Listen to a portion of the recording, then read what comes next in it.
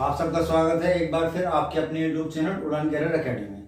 आज हम डिस्कस करने वाले हैं भाई स्पोर्टिंग एरर्स की कौन सी क्लास के बारे में, आपकी 4th क्लास के एक्सरसाइज डी के बारे में। इससे पहले हम क्या कर चुके हैं, आपके 3 एक्सरसाइज कंप्लीट कर चुके हैं। ठीक है, ये हमने एक प्रैक्टिस सेशन चलाया हुआ है कि हम इंग्लिश के सारे चैप्टर्स क्या कर रहे हैं भाई, चैप्टर वाइज क्या कर रहे हैं, प्रैक्टिस कर रहे हैं। हमने सब चैप्टर्स क्या कर लिए भाई, मोस्ट इंपोर्टेंट क्वेश्चंस की प्रैक्टिस कर लिए। अब हम मिसलेनियस स्पोर्टिंग एरर्स कर रहे हैं। ठीक है ना, तो चलते हैं भाई, आज की क्लास को हम स्टार्ट करते हैं भाई, फर्स्ट क्वेश्चन की तरफ चलते हैं भाई। ठीक है, तो इसमें बोला है their distress had no effect on him, he was determined to have his pound of flesh. यानी उस पर उनकी गलतियों क्या हो भाई, कोई भी असर नहीं हुआ हो। ठीक है, तो अब आपको इसका एक्सप्लेनेशन बता देते हैं आपको।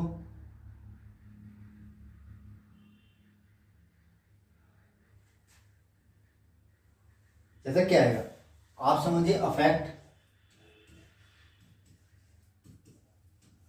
और इफेक्ट, इनमें क्या डिफरेंस है। जो आपका इफेक्ट होता है, ये बताता है परिणाम बताने के लिए यूज किया जाता है, परिणाम बताने के लिए।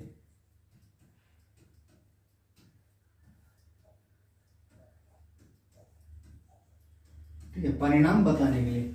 और इफेक्ट का यूज हम कब करते हैं, जब आपको असर दिखाना हो। असर का मतलब असर हुआ। जैसे अब आप क्या बता रहे हो, अब आप सेंटेंस को पढ़िए और आप बताइए आपको असर दिख रहा है यानी परिणाम दिख रहा है, वो सॉरी परिणाम बता रहे हो, या आपको इफेक्ट हुआ है यानी आप उसको आपके ऊपर क्या पड़ा, असर हुआ है किसी चीज का। जैसे अब आपने बोला their distress has no effect on him, यानी उस पर किसी बात का क्या हुआ भाई, असर नहीं हुआ है। तो अब आप क्या बता रहे हो, अब आप इसमें परिणाम बता रहे हो, यानी आपने जो कहा है मेरा उस पर कोई असर नहीं हुआ है, या मुझे उस बात से कोई फर्क नहीं पड़ता है। तो अब आप जो आपने कहा उसका रिजल्ट क्या हुआ, उसका रिजल्ट ये हुआ कि मुझे उससे क्या हुआ, कोई भी नुकसान आपका नहीं हुआ है। तो अब आप जब यहाँ पर क्या बता रहे हो, इफेक्ट बता रहे हो, यहाँ पर अफेक्ट नहीं बता रहे हो। जैसे अफेक्ट कब यूज होगा, जैसे पॉवर्टी अफेक्ट क्या है क्या आपका, पॉवर्टी अफेक्ट पुअर पीपल। यानी इसका मतलब है जो गरीबी जो है वो किस पर असर डालती है, गरीब लोगों पर असर डालती है। अब यहाँ पर आप रिजल्ट नहीं बता रहे हो कि आप यहाँ पर क्या बता रहे हो, उसका असर बता रहे हो कि जो गरीबी का जो है असर क्या होता है भाई, गरीबों पर होता है। गरीबी का जो असर है वो गरीब लोगों पर पड़ता है, गरीबी का जो असर है वो गरीब लोगों पर पड़ता है। यहाँ बता रहे हो आप असर यानी अफेक्ट बता रहे हो। जब आपको इफेक्ट बताना हो, जैसे यहाँ बता रहे हो कि उसकी बात का मेरे ऊपर कोई भी असर नहीं हुआ है, यानी उसने जो भी कहा है उसका परिणाम यह है कि मेरा उससे कुछ भी लेना देना नहीं है, या उस बात से मेरा कोई भी वास्ता नहीं है। तो अब यहाँ पर जो अफेक्ट यूज करा है वो आपका अफेक्ट गलत है, जबकि आप यहाँ पर परिणाम बता रहे हो तो आप क्या यूज करोगे, इफेक्ट यूज करोगे, इफेक्ट। ठीक है, ये बड़ी कंफ्यूजन होती है भाई अफेक्ट इफेक्ट में। ठीक है, ये भी एक क्लास में एक दिन क्या करेंगे, हम सारे वर्ड्स को ऐसे ले लेंगे जिनमें क्या होता है भाई, होमोसेपियंस होते हैं, जो क्या करेंगे भाई सारे वर्ड मिलते जाते हैं। आपका ये अडेप्ट अडोप्ट ये मिलते हुए होते हैं, इन्हें हम डिस्कस कर लेंगे। ऐसे आपका अफेक्ट और इफेक्ट है। ठीक है ना, तो अफेक्ट आपका असर हुआ है और इफेक्ट आपको परिणाम बताने के लिए, यानी परिणाम बताना। जैसे उसको जो आपका डिस्ट्रेस है मिसबिहेवियर क्या हुआ, मेरे को कोई इफेक्ट नहीं हुआ, आप ये परिणाम बता रहे हैं ना कि असर हुआ है। तो determined to have his pound of flesh. आगे चलते हैं भाई, उम्मीद करता हूँ आप लोगों को समझ में आया होगा। ठीक है, अगर कोई भी कंफ्यूजन हो तो कमेंट करके पूछ सकता है, उसकी समस्या का निवारण किया जाएगा। अभी बोला ostensibly he was on a business trip but he spent most of time on the beach। यानी वह क्या बता, वह वो बिजनेस की ट्रिप पर था पर ज्यादातर समय उसने कहां पर बिताया, ज्यादातर समय उसने बीच पर बिताया। तो अब आप एक फ्रेज होती है, इसमें कोई आपको सिर्फ रटने वाली बात है, मोस्ट ऑफ द टाइम होता है, यानी ज्यादातर समय। ये एक फ्रेज है जो पूरी होती है, मोस्ट ऑफ द टाइम। क्या मोस्ट ऑफ द टाइम है, यहाँ पर क्या यूज हुआ, मोस्ट ऑफ टाइम फ्रेज नहीं होती, यहाँ पर द को इंसर्ट करना पड़ेगा। तो ये आ जाएगा most of the time on the beach, यानी उसने अपना ज्यादातर समय कहां पर बिताया, बीच पर बिताया है। मैंने क्या बताया कि यहाँ पर इसमें सब कुछ सही है, वैसे ऑफ टाइम क्या है आपका, मोस्ट ऑफ टाइम गलत है, क्योंकि पूरी फ्रेज होती है आपकी मोस्ट ऑफ द टाइम होती है, ना कि मोस्ट ऑफ टाइम। ठीक है, इसमें कोई समझाने वाली बात नहीं है, तो सिर्फ रटने वाली बात है। जैसे अब आपका वर्ड आता है डिस्पाइट, ये मैंने प्रीवियस वीडियो में बताया था, फिर बताया था।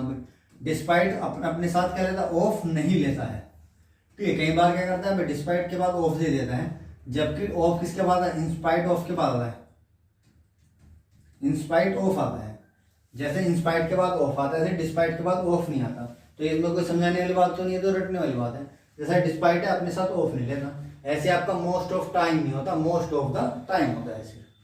चलते हुए आगे वाले क्वेश्चन की तरफ चलते हैं। इसमें बोला है कि unemployment has reached a level that would have been not thinkable 2 years ago, यानी अनएम्प्लॉयमेंट इतने ऊपर पहुंच चुका है कि 2 साल पहले सोचा भी नहीं जा सकता था। तो अब इसमें आप बताइए, हैव बीन नॉट जो दिया हुआ है आपका 2 साल पहले नहीं सोचा जा सकता था। तो अब आपकी जो इसका जो आपका स्ट्रक्चर लिखा हो, ये आपका गलत है। ये जो हम यूज करते हैं, हैव यूज होता है आपका, अगर नोट पैसिव में हैव प्लस नोट आता है, फिर आपका बीन आता है। ठीक है, तो अब आपने देखा यहाँ पर बीन जो है आपका बाद में दिया, जबकि हमें पहले यूज करना था। तो आपका आ जाएगा हैव नॉट बीन। तो ये बन जाएगा आपका स्ट्रक्चर, क्या बन जाएगा आपका, ये बन जाएगा आपका unemployment has reached a level that would have not been, यानी नोट का यूज जो आपको बीन के बीच में करना होगा। ठीक है ना, तो हैव नॉट बीन आएगा, have not been thinkable 2 years। बस इसका स्ट्रक्चर गलत था, बाकी तो सेंटेंस क्या है आपका, नो एरर। तो ये करना हैव नॉट बीन हो जाएगा, हैव बीन नॉट कीजिएगा। आगे चलते हैं अभी। कि patience as well as perseverance are necessary for success, यानी सब्र और दृढ़ता सक्सेस के लिए क्या है, जरूरी है, यानी सफलता के लिए क्या है, जरूरी है। आपका सब्र और दृढ़ता सफलता के लिए जरूरी है। तो अब आप देखिए, मैंने आपको कुछ वर्ड बताइए, जैसे आप कहा था भाई एज वेल एज आ जाएगा आपका, एज वेल एज आ जाएगा, अलोंग विद आ जाएगा, टुगेदर विद आ जाएगा,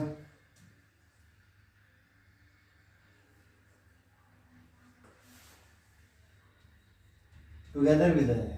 ये ऐसे वर्ड हैं जो वर्ब जो आती है इनके बाद, verb use according to first subject.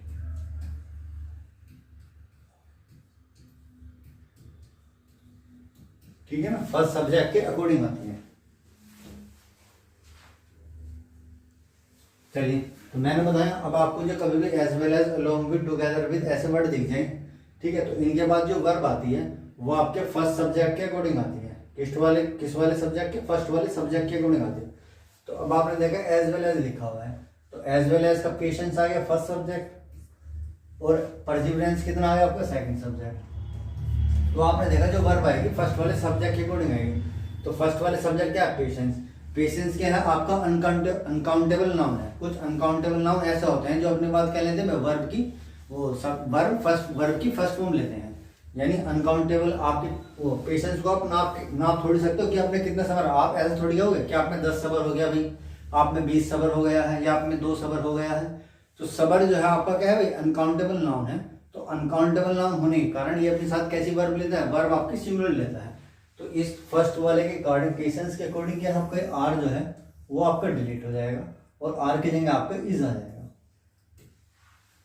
तो patience as well as perseverance is necessary for success, वो मैंने आपको बता दिया कि क्या चीज, as well as, along with, together से जुड़ने वाले सेंटेंस, वो सब्जेक्ट किसके, वर्ब जो आती है उसमें पहले सब्जेक्ट के अकॉर्डिंग आती है। तो मैंने पहला सब्जेक्ट देखा पेशेंस है, पेशेंस क्या अनकाउंटेबल नाउन है, अनकाउंटेबल नाउन होने के कारण वर्ब क्या चलेगी, सिंगुलर। तो इसलिए आपका आर के जगह इज आएगा, क्योंकि कुछ अनकाउंटेबल नाउन ऐसे होते हैं, वर्ड ऐसे होते हैं जो अपनी बात क्या लेते हैं भाई, वर्ब की फर्स्ट फॉर्म लेते हैं, सिंगुलर फॉर्म लेते हैं। अब ये आगे भाई, the passer by told us where was the marriage hall and even led us to. तो मैंने बताया था अगर WH वर्ड कभी भी क्या यूज होंगे भाई, सेंटेंस के बीच में ऐड होंगे, सेंटेंस के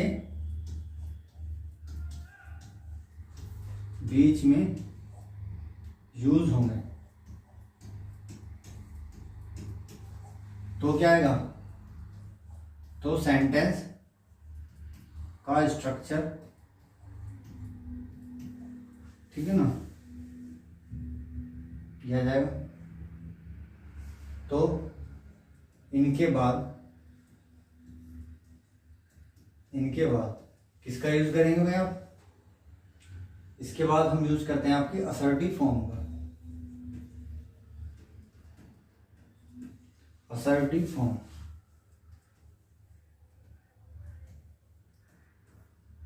उपयोग करते हैं।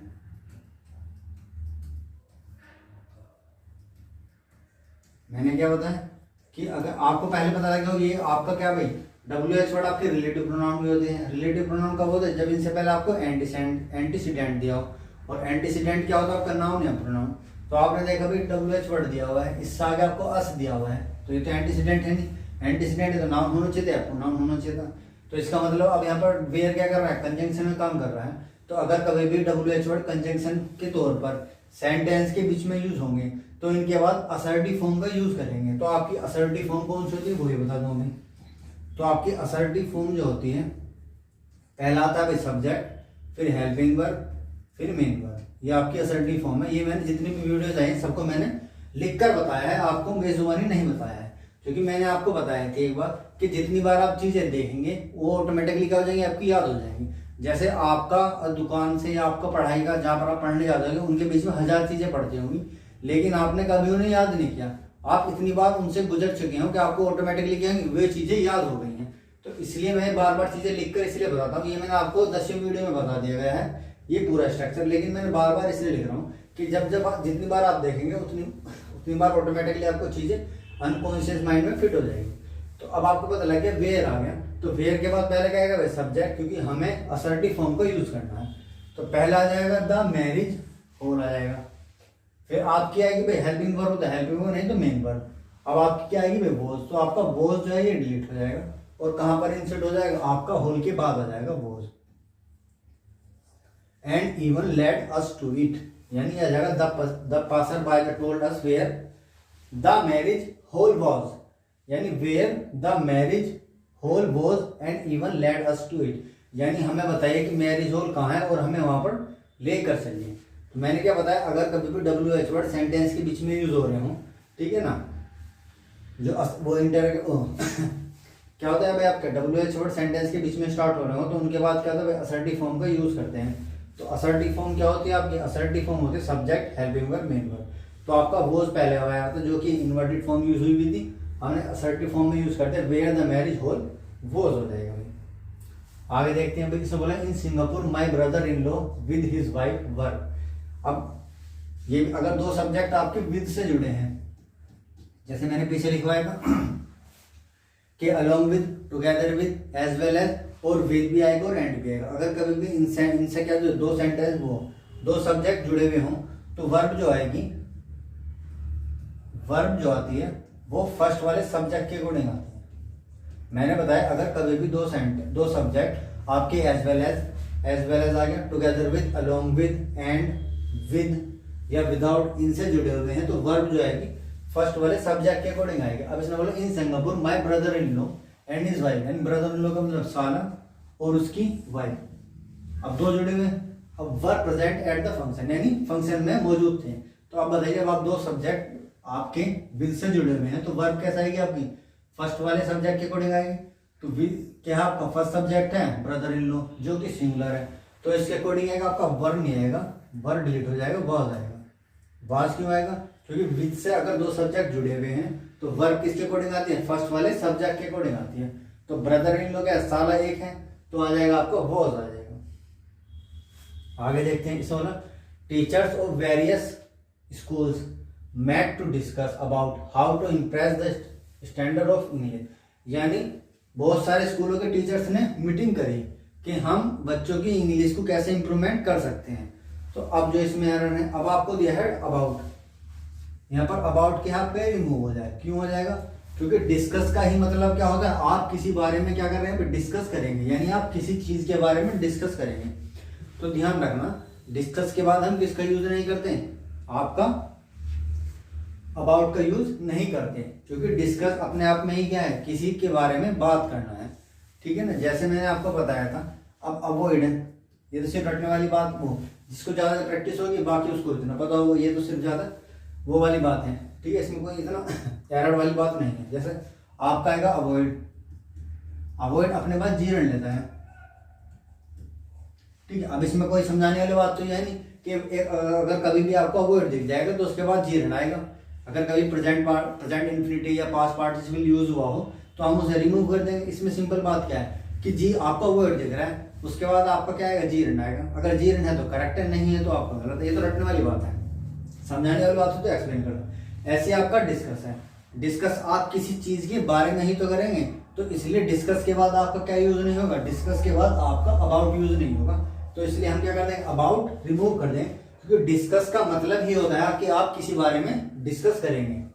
तो टीचर्स ऑफ वेरिएशन, जैसे अब आपका ये होता है केम बैक, एक सेंटेंस और समझ लिए, उससे अच्छे तरीके से समझ, केम बैक। अब जैसा केम आ रहा है या बैक आ रहा है, केम का मतलब ही होता है आना, तो केम के बाद आप बैक का यूज नहीं करेंगे, ये सुपरफ्लुअस सेंटेंस हो जाएगा। क्योंकि केम बैक, केम का मतलब ही होता है आना, और आप बैक का मतलब ही होता है आना, तो सेंटेंस क्या जाएगा, सुपरफ्लुअस हो जाएगा। तो इसलिए हम क्या करें, बैक डिलीट कर देंगे, किसके साथ, केम के साथ। क्योंकि केम ऑलरेडी अपना आप क्या करता है, आने की सेंस देता है, तो इसलिए बैक नहीं आएगा। तो इसलिए डिस्कस भी क्या देता है, अपना आप में किसी टॉपिक के बारे में बात करने के लिए क्या करता है, एग्री होता है। तो इसलिए डिस्कस के बाद क्या आएगा, आपका अबाउट नहीं आएगा। तो teachers of various schools met to discuss how to improve the standard of English. आगे चलते हैं भाई, इसमें बोला the two first to arrive were the lucky recipients of a surprise gift, यानी जो पहले दो आएंगे उन्हें क्या मिलेगा भाई, लकी रिसिपिएंट को क्या मिलेगा भाई, आपका गिफ्ट मिलेगा। तो अब आप मुझे बताइए, इसमें जो आपका लिखने का नंबर होता है, यानी आपको हमेशा ऑर्डिनरी नंबर तो पहले लिखना है और आपका ये 2 बाद में आएगा, तो ये आएगा आपका, ये आपका रिमूव हो जाएगा, और इसकी जगह आपका क्या आ जाएगा, इसकी जगह आ जाएगा फर्स्ट 2। ये आपको जितनी आप प्रैक्टिस करोगे उन चीजों से आएगा, ठीक है ना। आप कितने भी वीडियो देख लो, आप कितने भी पढ़ लो, जब तक आप प्रैक्टिस नहीं करोगे तो आपको चीजें क्या होगा, मालूम नहीं होगा कि कौन सी चीज कैसे यूज करनी है और यहाँ पर कैसे आई है। आप इसे बोला द टू फर्स्ट नहीं आएगा, तो the first to arrive were the lucky recipient of a surprise gift, यानी जो 2 पहले आएंगे उन्हें क्या मिलेगा, सरप्राइज गिफ्ट मिलेगा। जैसे अब आपको ऑड नंबर पहले लिखना है, जैसे आप लिखो द फर्स्ट 3 आ जाएगा, फर्स्ट 3 यानी पहले 3। आप ये देखना चाह रहे फर्स्ट 4th या फर्स्ट 10th, यानी पहले 10। और आप कहना चाह रहे हो कि पहले 5 व्यक्तियों को, तो आप क्या बोलोगे, 5 पहले वो वही बोलोगे, आप फर्स्ट 5 बोलोगे, ना कि 5 फर्स्ट बोलोगे। तो आप पहले क्या यूज करते हो भाई, फर्स्ट का यूज करेंगे भाई। फर्स्ट 10th यानी पहले 10 लोग, फर्स्ट 3 यानी पहले 3 लोग, फर्स्ट 2 तो फर्स्ट 1 पहले 2 लोग। तो आप यही कहना चाह रहे हो कि जो 2 लोग पहले आएंगे उन्हें क्या मिलेगा, लकी, क्या मिलेगा, लकी के तौर पर सरप्राइज गिफ्ट मिलेगा। तो कभी भी ऑर्डिनरी नंबर है तो आपको जो करना है, फर्स्ट पहले यूज करना है और नंबर आपको बाद में यूज करना है। तो ये बन जाएगा द 2 फर्स्ट नहीं आएगा, ये आएगा द फर्स्ट 2 आएगा। आगे देखते हैं किसमें होना है, बोला है the well known pianist had to practise for several hours a day even after he rose to fame. अब ये वाला जैसा आपके सामने सेंटेंस आ गया, जिस बच्चे ने कितनी भी चीजें पढ़ ली हो, कितनी भी बुक पढ़ ली, जब तक उसने प्रैक्टिस नहीं करी होगी तो वो इसका आंसर नहीं लगा सकता, क्योंकि इसमें कोई ऐसा वैसा एरर नहीं है, ये सिर्फ एक रटने वाला एरर है। जिसने चीजों की प्रैक्टिस करी होगी उसे ही पता लगेगा, क्योंकि जो जितनी प्रैक्टिस करता है तो दिक्कत उसी के सामने होती है। फिर जब उन चीजों का सोल्यूशन पूछता है, वो ढूंढता है, तो उन चीजों के चक्कर में उसे 2 और चीजों का पता लगता है। अब आप देखिए यहाँ पर जो हैड टू, यहाँ पर मॉडल्स हैं। मैंने बताया हैड टू आपका पास्ट में दर्शाता है, हैज हैव आपका प्रेजेंट में आता है। अगर आपको करता तो है, यानी तो है, यानी जबरदस्ती की आपको क्या करें, थोपने की बात हो रही है। ही हैज टू स्टडी, यानी वो है ही हैज टू स्टडी, यानी वह पढ़ता तो है, ठीक है, यानी जोड़ डालने की बात आ रही है। तो इसलिए हैड टू क्या आपका मॉडल्स होता है, वो मैंने मॉडल्स के चैप्टर में बताया हुआ है। तो आपको बताया था मैंने कि मॉडल्स हमेशा अपने बाद क्या लेते हैं भाई, मॉडल्स के बाद आफ्टर हमेशा वर्ब की फर्स्ट फॉर्म यूज होती है। मैंने बताया मोडाल्स के बाद हमेशा वर्ब की फर्स्ट फॉर्म यूज होती है। अब ये आपका मोडाल्स आ गया। अब आपने देखा प्रैक्टिस, ये है प्रैक्टिस आपका नाउन, जबकि आपको क्या चाहिए, आपको चाहिए मोडाल्स के बाद वर्ब, जबकि ये प्रैक्टिस क्या दिया हुआ है, ये प्रैक्टिस है आपका नाउन, तो आपको यहाँ पर वर्ब चाहिए, तो इसलिए प्रैक्टिस क्या आपका डिलीट हो जाएगा और प्रैक्टिस की स्पेलिंग चेंज हो जाएगी जो कि वर्ब होती है। ठीक है ना, देखो तो ये बन जाएगा the well known pianist had to practice, pronunciation समझ वो सेम रहेगा, practice for several hours a day even after he rose to fame. ठीक है, यानी उसे इतना फेम मिलने के बाद भी एक फेमस पियानिस्ट को क्या करनी पड़ती है, रोज डेली मेहनत करनी पड़ती है, यानी पड़ती थी। तो मैंने बताया हैड टू क्या आपका मोडाल्स आ गया, तो मोडाल्स अपने बाद वर्ब की फर्स्ट फॉर्म लेते हैं। आपको प्रैक्टिस दिया हुआ था जो कि नाउन है, जबकि हमें वर्ब चाहिए, तो प्रैक्टिस का दूसरी क्या होता है भाई, प्रैक्टिस होता है एस, यानी जिसमें ई सी आता है वो तो आपका नाउन होता है, और जिसमें एस आता है वो आपका वर्ब होती है। स्पेलिंग सेम, वो स्पेलिंग अलग होती है बट प्रोनाउंसिएशन सेम होती है, प्रैक्टिस। ठीक है, तो मैंने तो अभी तो बताया था ये जो सेंटेंस है ये उन बच्चे से होगा जिसने ज्यादा प्रैक्टिस करी हुई होगी। अब आगे जाएगा, the young man from Japan found the ascent of the mountain had hard going, यानी जो जापान के क्या भाई यंग व्यक्ति हैं वो क्या करते हैं भाई, माउंटेन पर चढ़ना कठिन मानते हैं। क्या मानते हैं, कठिन।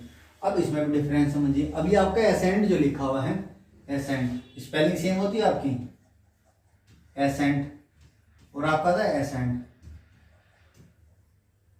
ठीक है, एसेंट का मतलब होता है आपकी सहमति, यानी एग्री है आप किसी चीज से, सहमति, और एसेंट का मतलब होता है चढ़ाई।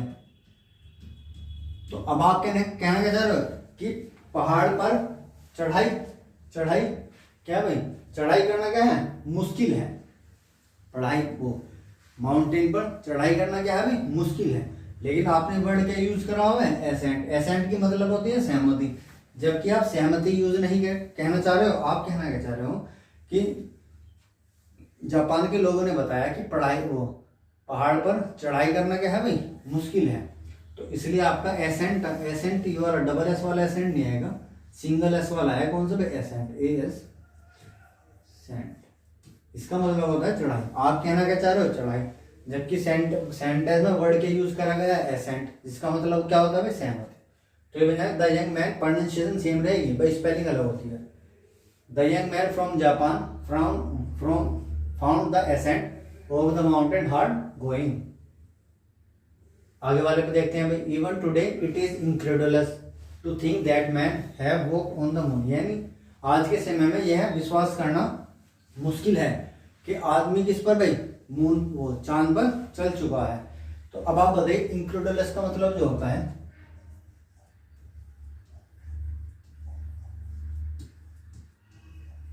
इनक्रेडुलस का मतलब है जो विश्वास नहीं करता,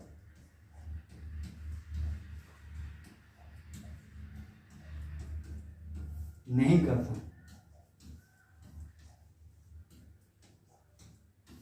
ठीक है ना, जो विश्वास क्या नहीं करता, जो विश्वास नहीं करता।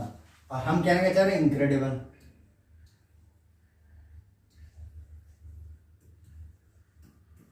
है विश्वास नहीं है।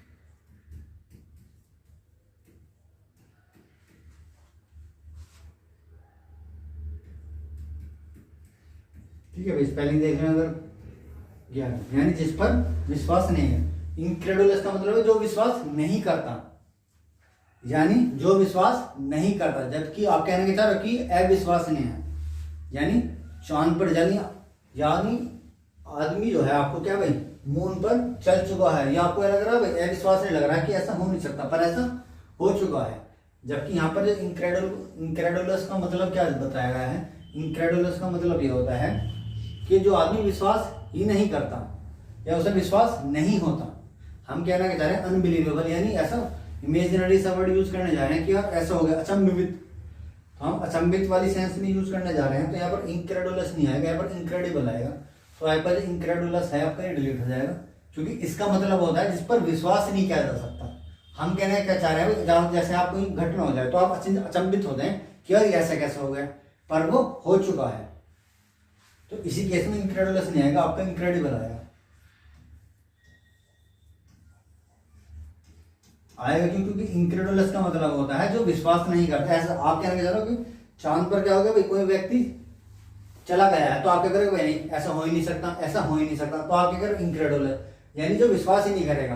आप कहना चाह रहे हो कि ये तो अच्छी, मतलब ऐसी बात, अद्भुत बात है जो हो नहीं सकती पर हो गई है, यानी अनबिलीवेबल बात कहना चाह रहे हो। तो सॉरी, तो उसके लिए हम क्या यूज करेंगे, इनक्रेडिबल का यूज करेंगे भाई। ठीक है भाई, आगे चलते हैं हम। द फायरमैन वोर इनफ्लेमेबल क्लोथिंग फॉर प्रोटेक्शन, यानी फायरमैन कैसे कपड़े पहनता है जो आग से ना जले। तो अब आप कहें चलो इनफ्लेमेबल, तो इनफ्लेमेबल आप कपड़े ऐसे होते हैं जो जल सकें। कैसे होते हैं, जो जल सकें, जल सकते हैं आग से। जबकि आप कहना क्या चाह रहे हो कि फायरमैन, यानी फायरमैन जो होते हैं आपके ऐसे कपड़े पहनते हैं जो आग से नहीं जलते हैं, यानी नहीं जलने वाला कहना चाह रहे हो, तो उसके लिए आता है नॉन इनफ्लेमेबल आता है भाई, नॉन इनफ्लेमेबल।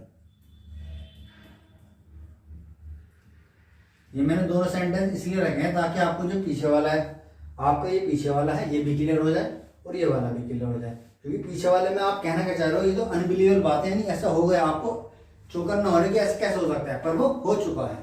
तो आप कहना चाह रहे हो इनक्रेडिबल, और इनक्रेडिबल इसका मतलब होता है कि आप विश्वास ही नहीं करते कि ऐसा हो ही नहीं सकता, यानी आप कहना क्या चाह रहे हो कि ऐसा हो गया है, यानी आएगा इनक्रेडिबल। ऐसे आगे वाले वर्ड में देखिए, आप कहना क्या चाह रहे हो कि फायरमैन जो कैसे कपड़े पहनते हैं, इनफ्लेमेबल। इनफ्लेमेबल आप देखोगे इन आ रहा होगा तो आप सोचोगे जो आग से नहीं जलते, जबकि इनफ्लेमेबल का मतलब होता है जो आग से जल सकते हैं। लेकिन आप कहना क्या चाह रहे हो, जो आग से नहीं जलते ऐसे कपड़े पहनते हैं, तो उसके लिए वर्ड होता है नॉन इनफ्लेमेबल। तो नॉन इनफ्लेमेबल के आपका ये वर्ड डिलीट हो जाएगा और इसकी जगह क्या यूज करेंगे, नॉन इनफ्लेमेबल। क्योंकि इनफ्लेमेबल का मतलब क्या होता है भाई, इनफ्लेमेबल।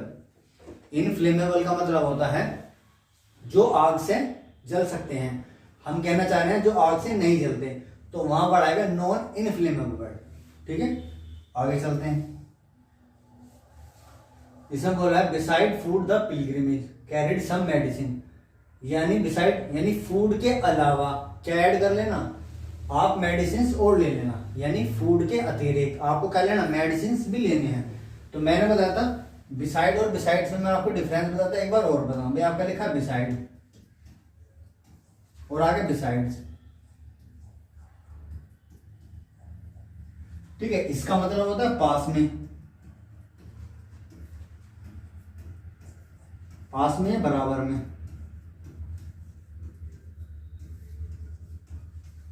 ठीक है ना, और बिसाइड्स का मतलब होता है अतिरिक्त, अतिरिक्त या अलावा। ठीक है, आप कहना चाह रहे हो कि फूड के अलावा आप क्या ले लेना, मेडिसिन भी ले लेना, यानी खाने के अलावा आप कुछ क्या ले लेना, कुछ मेडिसिन भी ले लेना। जबकि आपने बिसाइड का यूज करा, बिसाइड का मतलब क्या होता है कि आप कहना चाह रहे हो, ठीक है, यानी फूड के बराबर में और क्या ले लेना, मेडिसिन भी ले लेना, यानी आप कहना चाह रहे हो अतिरिक्त। जबकि बिसाइड, बिसाइड किसका मीनिंग दे रहा है, बिसाइड दे रहा है पास में। तो अब आपका वर्ड जो यूज होएगा अतिरिक्त के लिए, यानी फूड के अलावा क्या लेना, आप कुछ दवाइयां भी ले लेनी है, तो आपका बिसाइड नहीं आएगा यहाँ पर, बिसाइड नहीं आएगा। आप इसमें क्या करना, ऐसे ऐड कर देना, बिसाइड्स आएगा, besides food the pilgrimage carried some medicine, यानी फूड के अलावा क्या ले लेना, आपको कुछ दवाइयां भी लेनी है। तो बिसाइड कहां पर यूज होता है भाई, बिसाइड आपका जो पास में होता है, जैसे ही सेट मी बिसाइड, ही सेट बिसाइड मी, यानी ही सेट बिसाइड मी, इसका मतलब क्या आपको भाई, ही सेट बिसाइड मी, यानी बिसाइड में ही सेट बिसाइड मी, यानी वह मेरे पास बैठा था। अब इस सेंटेंस में क्या करें कि फूड और मेडिसिन के, फूड के अलावा मेडिसिन भी ले लेना, यहाँ पे जनरेट आ रही है अलावा या अतिरिक्त, तो बिसाइड्स आएगा। अगर आप पास में कहना चाह रहे हो तो वहां पर बिसाइड आएगा विदाउट एस, यानी ही सेट बिसाइड मी, यानी वह मेरे पास बैठा था। आगे देखते हैं अभी। The sweets were shared between the 4 girls, the sweets were shared between 2 4 girls. अब बिटवीन का जो यूज होता है अभी, बिटवीन का यूज होता है अभी between use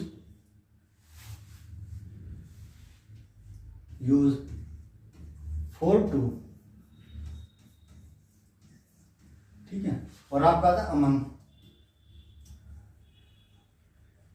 among use, distribution के लिए भी among use more than to.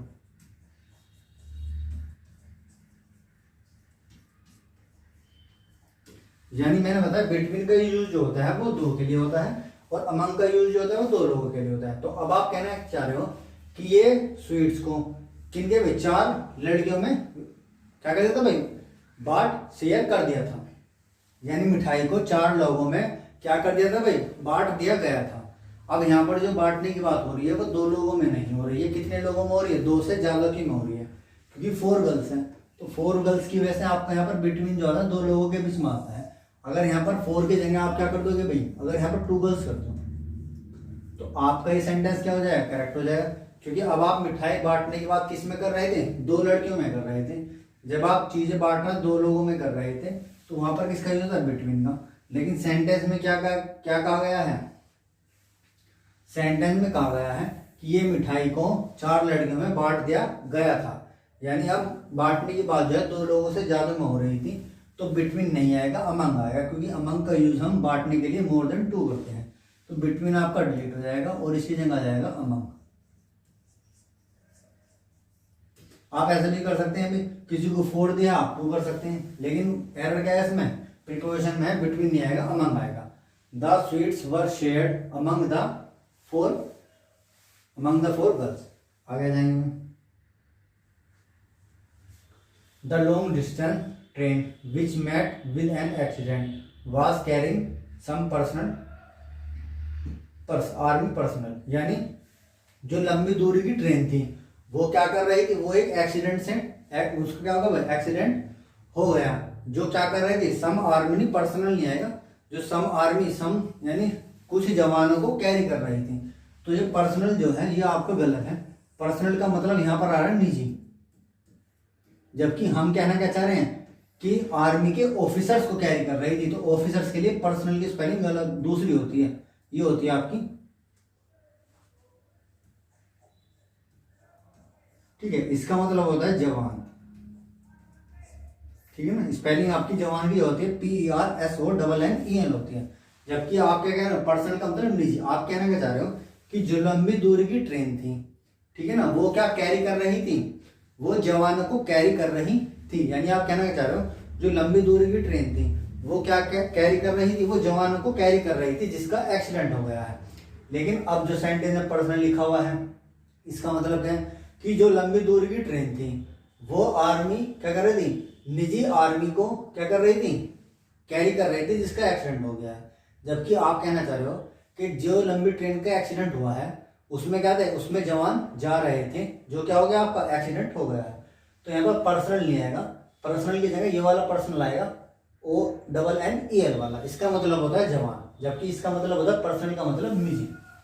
ठीक है, आगे चलते हैं। ये कुछ फिक्स वर्ड होते हैं जिनका क्या होता है भाई, कुछ ये तो सिर्फ रटने वाली बात है, इसमें कोई समझाने वाली बात नहीं है। क्योंकि जैसे अभी मैंने बताया था, अवॉइड अपने बाद जी रन लेगा, ठीक है। अफेक्ट, इफेक्ट का फर्क आ गया भाई, उसमें कुछ याद ही तो करना है बस, उसमें तो कोई एक्सप्लेन नहीं करना। ऐसे आपका एक पर्सनल आ गया, पर्सनल में एक पर्सनल का मतलब निजी होता है और एक पर्सनल का मतलब जवान होता है। तो यहाँ पर सेंटेंस देख के पता लगेगा आपको कि यहाँ पर किस पर्सनल की बात की हुई है। आगे वाला देखते हैं, इसमें बोला I have seen her only once but I am liking her a lot. यानी मैंने उसे बस एक बार देखा था और मैं क्या कर रहा हूँ, मैं उसे बहुत पसंद करने लगा हूँ। तो मैंने आपको बताया था, कभी भी आप कोई ऑर्डिनरी बात कह रहे हो, अब एक ऐसी रेगुलर बात जो कह रहे हो कि मैं उसे बहुत पसंद करने लगा हूँ। एक एडिशनल इन्फॉर्मेशन ये है कि कभी भी जो आपकी नॉन एक्शन वर्ब होती है, नॉन एक्शन वर्ब जैसे लाइक, अब लाइक करने में कोई आपको एक्शन होता हुआ तो नहीं दिख रहा। अगर कभी भी किसी भी नॉन एक्शन वर्ब में आपको आईएनजी दिख जाए तो आपको एरर वहीं दिखना, इंप्रूवमेंट की बात अलग है।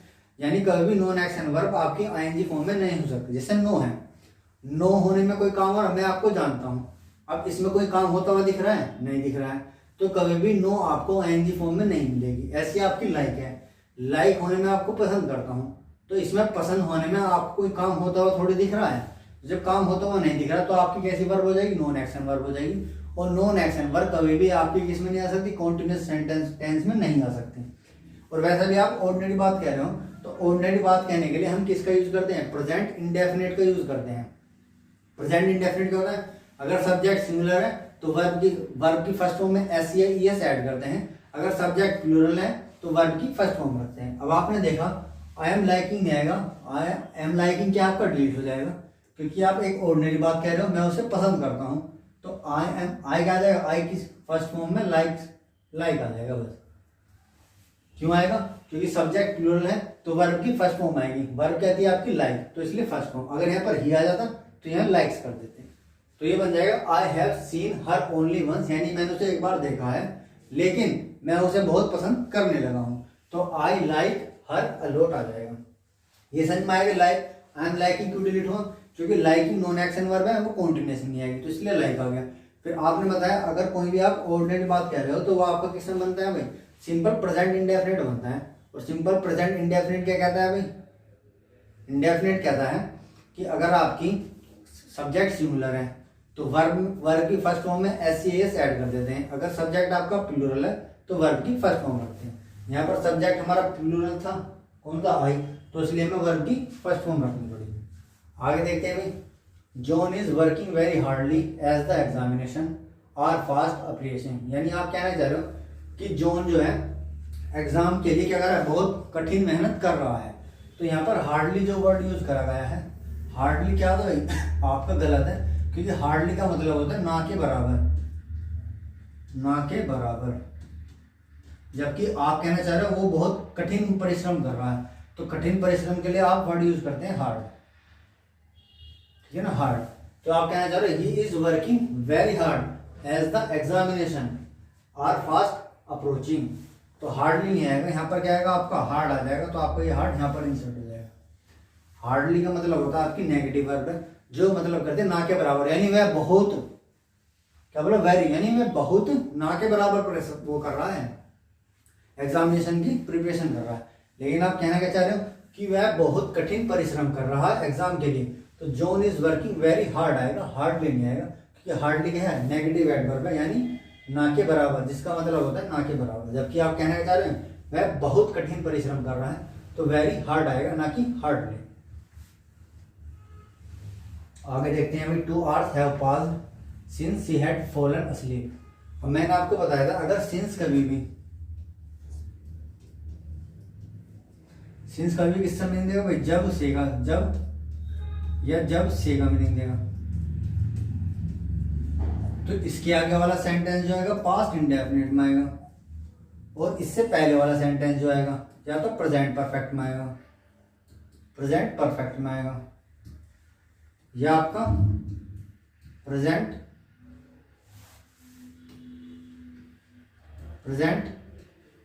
परफेक्ट कॉन्टिन्यूस में आएगा।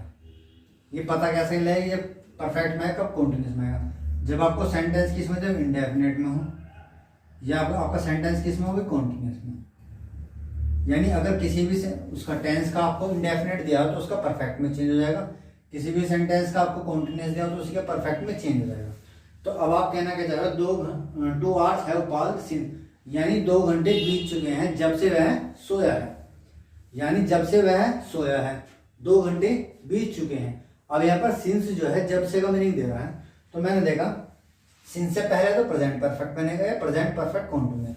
तो प्रेजेंट परफेक्ट कब बनता है, जब आपका प्रेजेंट इंडेफिनिट दिया हो, या पास्ट इंडेफिनिट दिया हो, या फ्यूचर इंडेफिनिट दिया हो, तो प्रेजेंट परफेक्ट में आ जाएगा। कॉन्टिन्यूस कब आएगा, जब सेंटेंस आपका है तो प्रेजेंट कॉन्टिन्यूस हो तो प्रेजेंट परफेक्ट कॉन्टिन्यूस आ जाएगा। अगर आपका पास्ट कॉन्टिन्यूस है तो पास्ट परफेक्ट कॉन्टिन्यूस में तो मैं प्रेजेंट परफेक्ट कॉन्टिन्यूस में आ जाएगा। अगर फ्यूचर कॉन्टिन्यूस है तो प्रेजेंट परफेक्ट कॉन्टिन्यूस आएगा प्रेजेंट में। तो आपने देखा भाई सिंस जब से का मीनिंग दे रहा है, आपने आगे चेक करा हैव पास्ट दिया हुआ है, यानी प्रेजेंट परफेक्ट है, ये तो सही है। आपने बाद में देखा कि प्रेजेंट इंडेफिनिट आना चाहिए, आपने देखा हैड आ रहा है, had fallen verb with third form, तो आपका क्या है डिलीट हो जाएगा और चीज आएगा फेल आ जाएगा, बस फेल, क्योंकि वर्ब की सेकंड फॉर्म होती है फेल।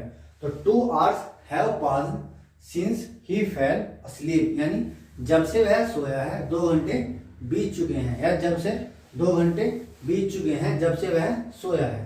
तो मैंने बताते जब से, अगर सिंस अगर जब से, ये जब का मीनिंग देगा तो सिंस के बाद तो पास्ट इंडेफिनिट आएगा, और सिंस से पहले जो सेंटेंस आएगा वो तो प्रेजेंट परफेक्ट आएगा या प्रेजेंट परफेक्ट कॉन्टिन्यूस आएगा। आगे चलते हैं अभी। इसमें बोला है he is one of those writers who has वोन अक्लेम द वर्ल्ड ओवर, यानी यह उन राइटरों से, क्या लेखकों में से है जिसने क्या जीता हुआ है, अक्लेम जीता हुआ है। तो अब आप बताइए, अब ये जो हैज आया है ये किसके लिए आया है, ही इज वन ऑफ। पहले आपको मैं ये बताता हूँ कि वन ऑफ वाला कंसेप्ट क्या है, कि वन ऑफ अपने बात के लिए नाउन या प्रोनाउन प्लूरल लेता है, तो आपने देखा राइटर सारा, ये तो सही है भाई। फिर आपने देखा वर्ब क्या है, सिंगुलर लेता है, तो वर्ब कैसे आई है, सिंगुलर आई है, यानी तो सही है। फिर आपने देखा हु हैज वोन, यानी कौन जीता है, वह जीता है या लेखक जीते हैं, लेखकों ने जीता है। वो कहना चाह रहे हो आप कि यह उन राइटरों में से हैं जिन्होंने क्या, उन लेखकों में से हैं जिन्होंने क्या जीता हुआ है, अक्लेम जीता हुआ है ओवर द वर्ल्ड। तो यानी अब आप हैज नहीं है, यहाँ पर आप बात किसी कर रहे हो, लेखकों की बात कर रहे हो, यानी हु हैज, यानी हु जो है वो किसकी बात कर रहा है, राइटर्स की बात कर रहा है। तो वर्ब भी इनके अकॉर्डिंग आएगी, तो वर्ब कैसे आएगी, हैव आएगी, ना कि हैज। यानी सेंटेंस बन जाएगा he is one of those writers who have वोन अक्लेम द वर्ल्ड ओवर, यानी जिन्होंने अक्लेम जीता है। तो ये वो किसकी बात कर रहा है, राइटर्स की बात कर रहा है। राइटर्स क्या है, बहुत सारे, तो इसलिए वर्ब भी प्लूरल आएगी, हैज जाके आ जाएगा, हैव आ जाएगा। तो हैव वोन, वोन ऑलरेडी थर्ड फॉर्म गिवन है। तो आगे चलते हैं 21 ही एट नथिंग सिंस यस्टरडे, यानी उसने कल से कुछ नहीं खाया है। तो अब आप मैंने बताया था कल से कुछ नहीं खाया है, मैंने बताया था अगर कभी भी इंडेफिनिट सेंटेंस के साथ आपका क्या मिल जाएगा, टाइम एक्सप्रेशन मिल जाएगा, तो उससे किस में चेंज हो जाएगा, परफेक्ट में चेंज हो जाएगा। मैंने आपको बताया था अगर किसी भी सेंटेंस का इंडेफिनिट है और उसके साथ टाइम एक्सप्रेशन दिया हुआ है तो वो उसी के परफेक्ट में चेंज हो जाएगा। तो आपने देखा है सिंस दिया हुआ है और यस्टरडे दिया हुआ है, ये क्या आपका टाइम एक्सप्रेशन है। फिर आपने देखा एट नथिंग, यानी एट क्या वर्ब की सेकंड फॉर्म आ रही है, यानी पास्ट इंडेफिनिट है, यानी पास्ट इंडेफिनिट के साथ आपका टाइम एक्सप्रेशन दिया है तो किसके चेंज हो जाएगा, उसी के परफेक्ट में चेंज हो जाएगा, उसी के परफेक्ट में चेंज हो जाएगा। तो परफेक्ट में चेंज हो जाएगा तो एट के यहाँ आपकी ये गलत हो जाएगी, तो यहाँ जाएगी हैड ईटन आएगा, हैड ईटन, ईट की थर्ड फॉर्म ईटन। तो ये बन जाएगा ईट फर्स्ट फॉर्म होती है, सेकंड फॉर्म एट होती है, थर्ड फॉर्म ईटन होती है। तो he had eaten nothing since yesterday, he had eaten nothing since yesterday, यानी कल से उसने कुछ नहीं खाया। ये कैसे, मैंने आपको बताया था कि कभी भी अगर आपके इंडेफिनिट सेंटेंस के साथ टाइम एक्सप्रेशन आ जाएगा तो वो उसी के परफेक्ट में चेंज हो जाएगा। तो आपने देखा सिंस दिया हुआ टाइम एक्सप्रेशन में, सेंटेंस किस में दिया, पास्ट इंडेफिनिट में है, तो टाइम एक्सप्रेशन के साथ पास्ट इंडेफिनिट मिलकर आपका किस में चेंज हो जाएगा, पास्ट परफेक्ट में चेंज हो जाएगा। इसलिए एट आपकी डिलीट हो जाएगी और उसकी जगह क्या आ जाएगा, he had eaten nothing since yesterday, यानी कल से उसने कुछ नहीं खाया था। आगे देखते हैं, ठीक है। तो आज के लिए भाई इतने रखते हैं। तो आज के लिए हमने क्या करा भाई, हमने जिन क्वेश्चंस की प्रैक्टिस करी है ये आपको डिस्क्रिप्शन में मिल जाएंगे, आप इन्हें डाउनलोड कर एक बार खुद से प्रैक्टिस और करना, क्योंकि जब मैं आपको चीजें बताता हूँ तो आपको आसान लगता है, यानी ये सबके साथ है। अगर आप आप चीजें जितनी देखते हैं तो आपको आसान लगती है, जब आप खुद प्रैक्टिस करते हैं तब आपको पता लगता है कि अच्छा इसमें ये एरर है, ये ऐसा होना था, यहाँ पर ये दिक्कत आ रही है। क्योंकि आपको रोज तो सबको पता है भाई उन्हें कैसे अप्लाई करना है, उसके लिए आप ये वीडियो देख रहे हैं। तो इसलिए जब आपने वीडियो देख ली एक बार आप खुद से प्रैक्टिस करना, जब आप उसे खुद से प्रैक्टिस करेंगे तो आपको पता लग जाएगा इसमें अच्छा इसमें ये एरर था, ठीक है ना। तो बस आज के लिए इतना ही रखते हैं, अभी मिलते हैं आप लोगों से नेक्स्ट वीडियो में इतने ही उत्साह और उमंग के साथ। तब तक के लिए सी यू, गुड बाय।